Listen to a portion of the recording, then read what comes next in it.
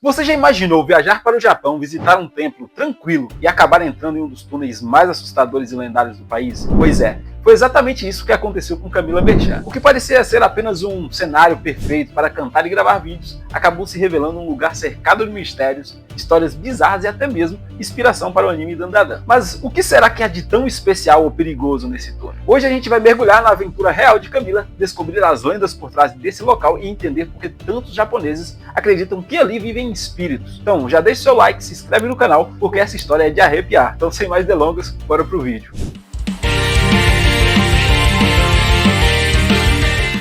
Hey Geeks, aqui é Lucas e no vídeo de hoje vamos acompanhar a incrível e um pouco insana experiência de Camila Merchan, que encontrou e explorou o túnel assombrado que aparece em Dandadan. Preparem-se, porque essa história mistura turismo, cultura pop, lendas japonesas e alguns momentos que vão te fazer pensar duas vezes antes de entrar num túnel vazio à noite. Então, Camila estava no Japão com o namorado, visitando um templo afastado da cidade. O lugar estava completamente vazio, mas ao lado havia um túnel estreito, silencioso e sombrio. Parecia perfeito para gravar um vídeo cantando, e foi exatamente isso que ela fez.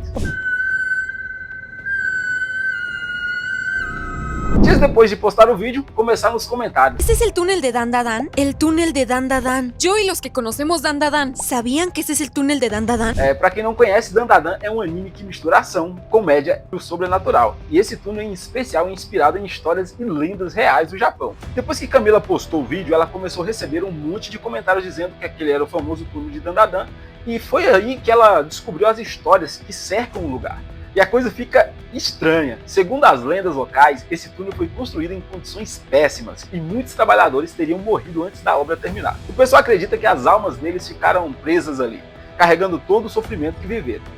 O túnel tem 44 metros de comprimento, e no Japão o número 4 é considerado de má sorte, porque a pronúncia se assemelha à palavra morte. Para muitos isso já bastava, para evitar o local. Também dizem que o túnel muda de tamanho. Durante o dia ele parece curto, fácil de atravessar, mas à noite pode se tornar praticamente interminável. Há quem jure que já caminhou por horas sem chegar ao fim. E existe ainda uma história curiosa e assustadora sobre um espelho que estaria no meio do túnel. Se você se vê refletido nele e o reflexo te encarar fixamente, nunca deve retribuir o olhar. Dizem que isso traz azar, ou pior. Para completar, o mais comum, relatos de aparições, moradores e visitantes afirmam que quem entra ali, cedo ou tarde, acaba encontrando um espírito.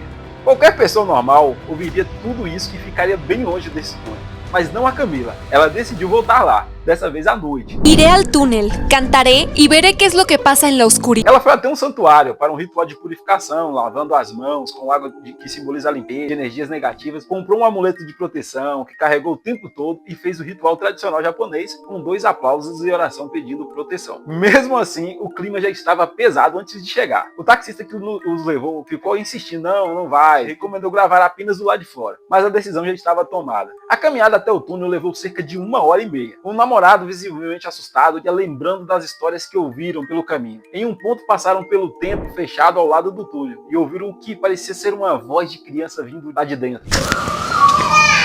O lugar estava tão silencioso que até o eco dos passos parecia mais intenso, criando um clima de suspense até mesmo antes de entrar. Assim que entraram, começaram a ouvir sons de passos e galhos quebrando, como se alguém os seguisse. De repente, uma figura surgiu do outro lado, caminhando pelo centro do túnel, sem olhar para os lados. Passou direto, ignorando completamente a presença deles. Mesmo nervosa, Camila começou a cantar, que era o objetivo original da visita, mas jurou ouvir uma voz a acompanhando. Porque llegó el momento de cantar, que es por lo que vine principalmente.